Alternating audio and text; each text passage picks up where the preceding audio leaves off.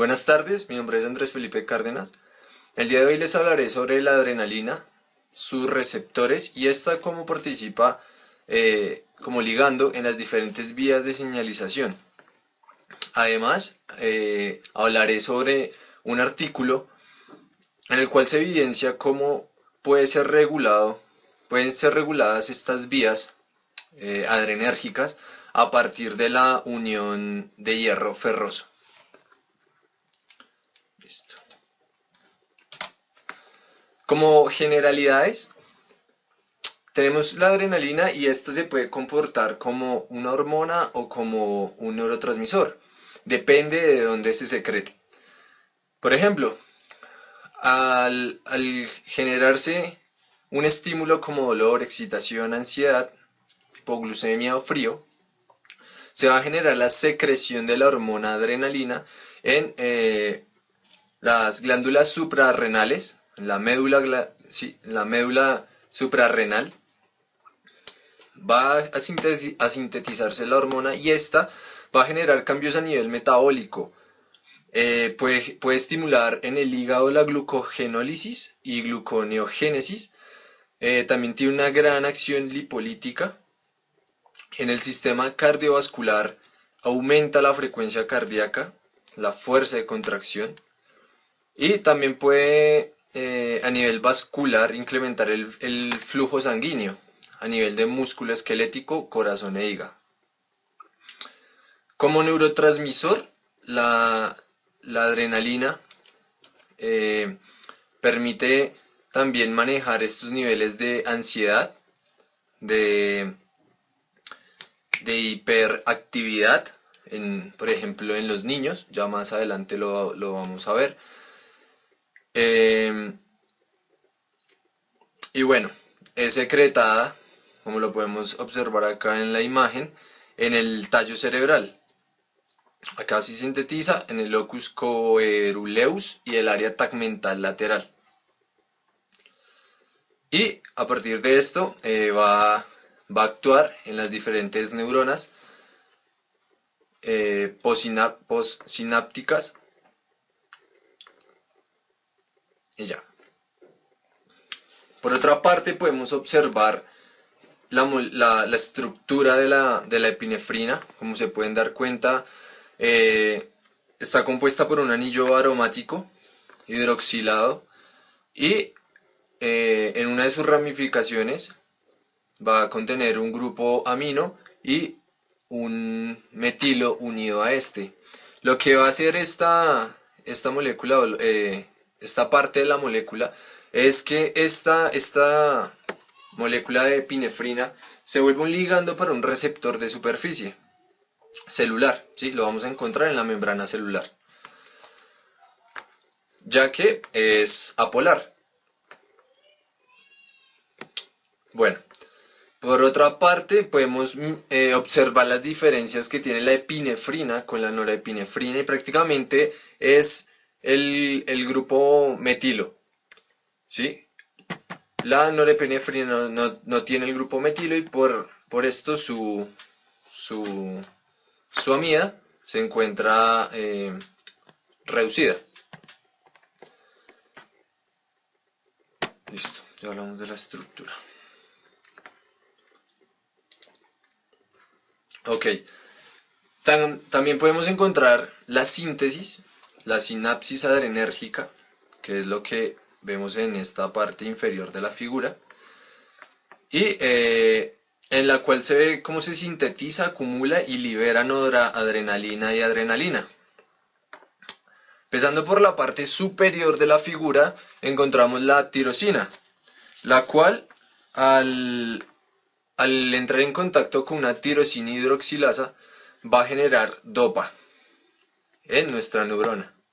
El dopa, a partir de la dopa descarboxilasa, va a generar dopamina. La dopamina, a partir de dopamina beta hidroxilasa, ¿sí?, va a generar la noradrenalina. Y esta, a partir de una reacción de desaminación y metilación, va a generar lo que conocemos como la adrenalina o epinefrina. Como pueden ver acá en la imagen de la neurona, una vez ya está sintetizada esa norepinefrina o la adrenalina en este caso, esta va a ser secretada, ¿sí? Muchas veces por vesículas, las cuales van a salir al espacio extracelular y una vez liberada la adrenalina se va a unir a los diferentes receptores que tiene la célula postsináptica. La que vemos acá es presináptica. Creo que ahí corrijo. Por otra parte, ven el número 9 aquí, el que les señalo. Este es un receptor de la neurona o célula presináptica. Y esto prácticamente es un regulador, ¿sí? Cuando encontramos en nuestro espacio extracelular alta concentración de adrenalina, lo que va a permitir esto es que esa adrenalina se una a ese receptor y la célula presináptica absorba esa adrenalina que hay libre y en alta concentración en el espacio extracelular y pueda ser reutilizada en otros procesos. Ok, entonces vamos a hablar sobre los receptores adrenérgicos. Tenemos tres tipos: los alfa 1 adrenérgicos, los cuales tienen subdivisiones que son alfa 1A, alfa 1 beta, alfa 1D. Tenemos los alfa 2 adrenérgicos, los cuales también tienen las subdivisiones 2A, 2B y 2C. Y por último, los beta adrenérgicos, que son B1, B2 y B3. ¿A qué se asocian estos receptores adrenérgicos? Los alfa 1 principalmente a proteínas y receptores ligados a proteínas G, pero específicamente a los Q, a las proteínas GQ, las cuales van a activar las vías de segundos mensajeros que van a activar a la fosfolipasa C o a la adenilatociclasa. Depende de la función que se vaya a cumplir. Están los alfa 2, los cuales vamos a encontrarlos tanto en proteínas G inhibitorias y las GQ. ¿Qué va a permitir esto? Disminuir la actividad de la adenilatociclasa en el caso de que se unan a proteínas GI o se oponen a efectos de los receptores beta adrenérgicos. También pueden activar canales de potasio y activan la fosfolipasa C beta o la fosfolipasa A2. Y en el caso de los beta adrenérgicos van a activar las proteínas G activadoras y estas van a llevar a la activación del efector adenilatociclasa. Acá podemos observar lo mismo, los diferentes tipos de receptores ya en la membrana celular, pero vemos las funciones que tiene cada uno de ellos. Entonces, estábamos hablando de los alfa 1, ¿cierto? Están ligados a proteínas GQ, por ende va a poder activar las dos vías, sea la de fosfolipasa C o la adenilatociclasa. Al activarse esto vamos a tener altas concentraciones de fosfolipasa C, de IP3, y si hay altas concentraciones de IP3 vamos a tener altas concentraciones de calcio libre intracelular. Todo esto aquí lleva a la vasoconstricción, secreción, contracción de esfínteres y uréter, activación de glándulas, salivación, disminución de secreción bronquial y pancreática. Ahora si vemos los alfa 2, que son los inhibitorios, vemos que es al contrario, el AMP cíclico va a disminuir porque obviamente los efectores o las enzimas que son activadas por las proteínas G no van a estar activadas con GTP, o bueno, o no van a ser activadas por medio de las proteínas G, y van a disminuir entonces los niveles de calcio. ¿Esto a qué va a llevar? Esto lleva a la disminución de la contracción y secreción, a la disminución de insulina y, eh, y disminuye la liberación de otros neurotransmisores. Por otra parte tenemos todo lo que son los beta 1, beta 2 y beta 3. Todos van a aumentar la concentración de AMP cíclico porque todos son activados con proteínas G activadoras. Entonces aumenta la fuerza, sí, la fuerza cardíaca, la conducción y contractilidad en el corazón. En el riñón aumenta la liberación de renina, en el hígado se genera gluconeogenólisis y gluconeogénesis, esto a partir de los receptores beta 2 adrenérgicos. Lleva a la vasodilatación, relajación, de vejiga, útero y vesícula. Y si se une ligando a los receptores B3, vamos a encontrar que van a generar la lipólisis. Ok, acá tenemos el mecanismo de acción de cada uno de los receptores a partir de la llegada del ligando, de la adrenalina. Y observamos lo mismo, si llegan a los B1, al receptor B1, ¿a quién va a transducir la señal? Va a ser la proteína GS, activadora, ¿cierto? Va a aumentar la adenilato ciclasa, la va a activar, perdón. Y cuando esta la activa, es activada, va a activar un segundo mensajero que va a ser el AMP cíclico o el ATP.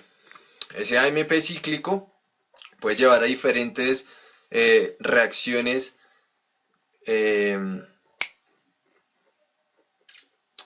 el metabolismo, en el cambio del metabolismo. Por ejemplo, a partir de la fosfoquinasa C, de la fosfoquinasa A, perdón, esta va a activar otras vías, va a activar canales de calcio, canales de potasio, o también puede conllevar a generar una respuesta o a generar una señal en el núcleo que conlleva una respuesta de expresión de genes. Está la parte de los receptores alfa 2. Estos son inhibitorios, entonces la adenilato ciclasa no será activada y por esto los niveles de AMP cíclico disminuirán. Y la alfa 1, que puede conducir a la activación de las dos vías, ya lo hemos hablado, en especial a la fosfolipasa C, que va a aumentar los niveles de IP3 y calcio. Ok, entonces hemos llegado al artículo. En este artículo, que es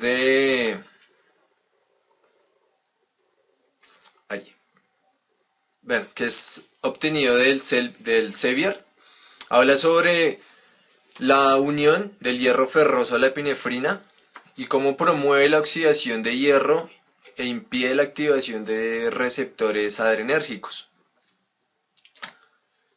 Ok. Entonces,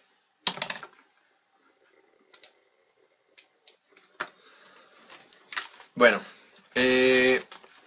con esta imagen les resumo prácticamente todo el artículo, ya que cuando hay una liberación, ¿sí?, en respuesta al estrés de la epinefrina, esta puede interactuar con la acumulación de hierro lábil en el plasma humano. Esto con consecuencias fisiológicas potencialmente importantes.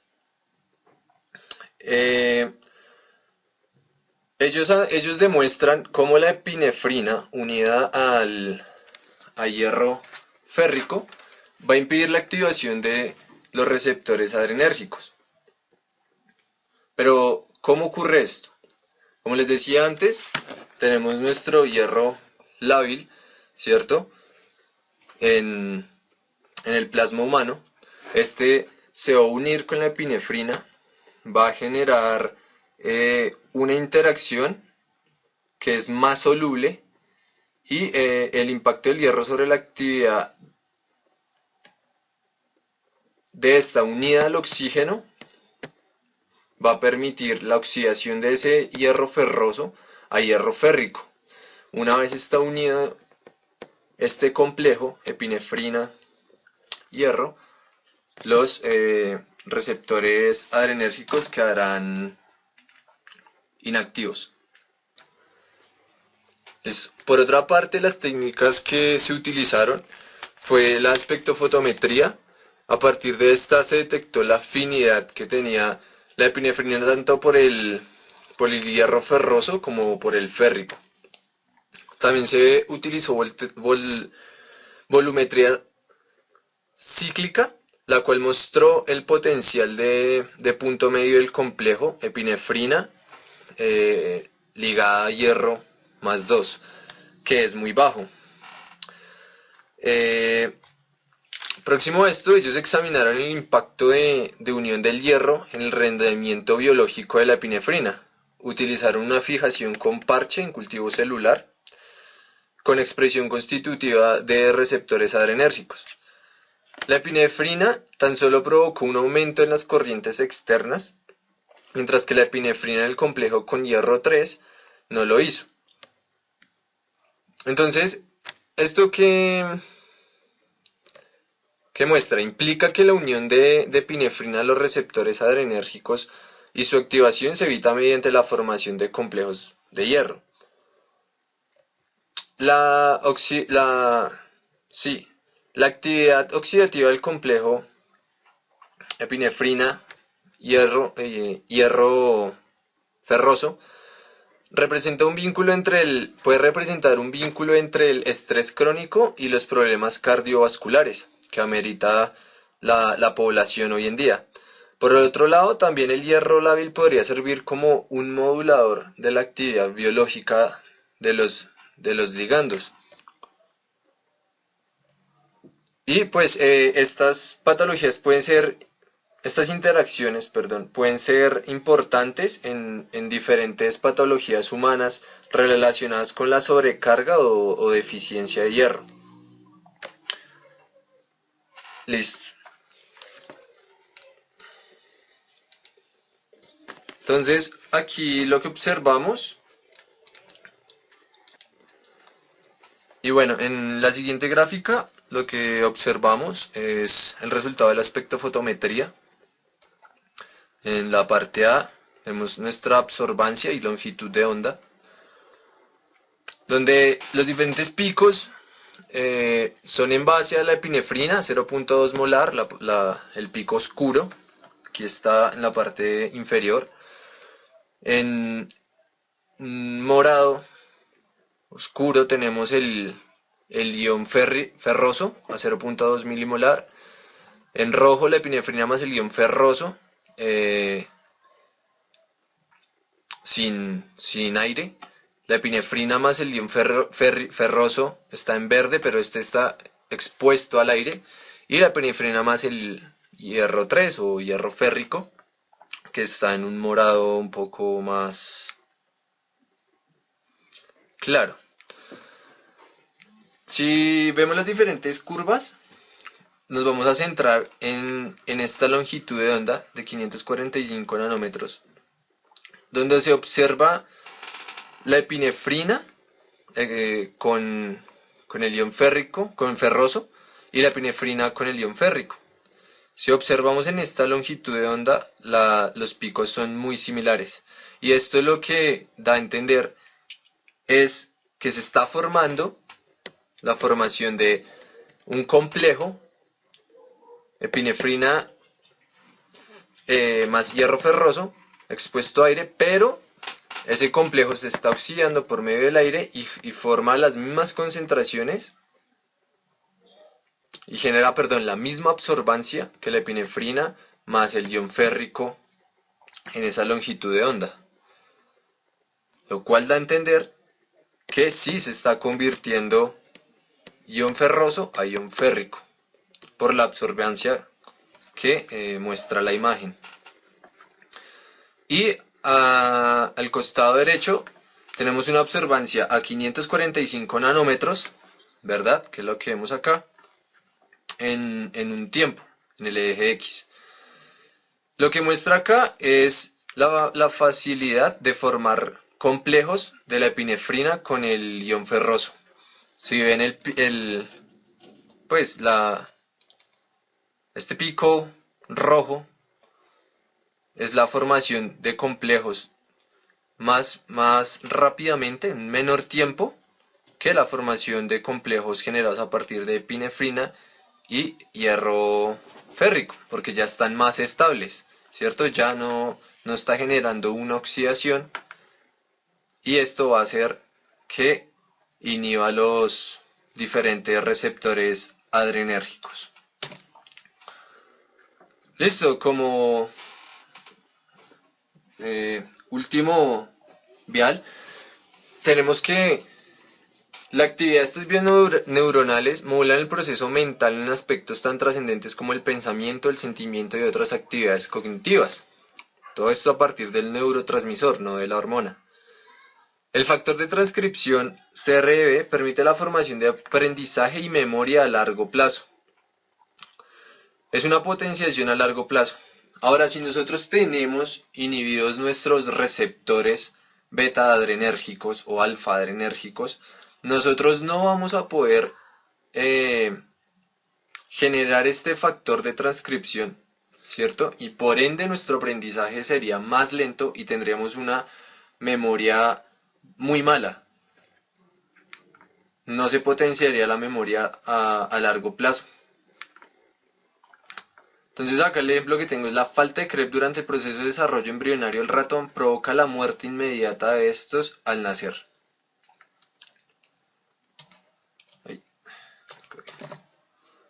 Entonces otra patología que se puede dar por causa de fallo de estos receptores es la depresión y la TDAH, que es trastorno por déficit de atención e hiperactividad. Cuando nosotros tenemos estos receptores abiertos constantemente, lo que va a hacer es que, constantemente, lo que va a hacer es que el ligando se esté uniendo muchas veces y que esté ahí constantemente y esté enviando señales directas al núcleo para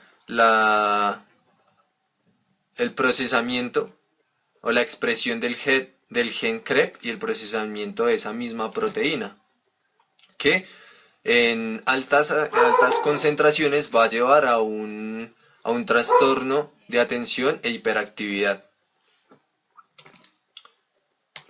Bueno, esta es la vía de CREP.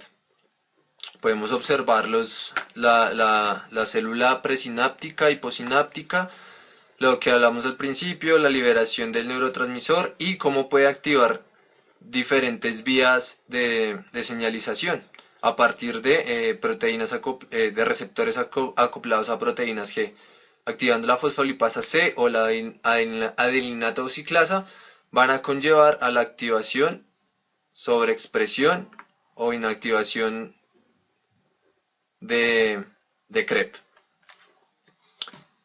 Y bueno, eso es todo, compañeros. Espero haya sido entendible y de su mayor gusto la exposición. Cualquier pregunta, no teman en escribirme y yo les contestaré. Muchas gracias a todos.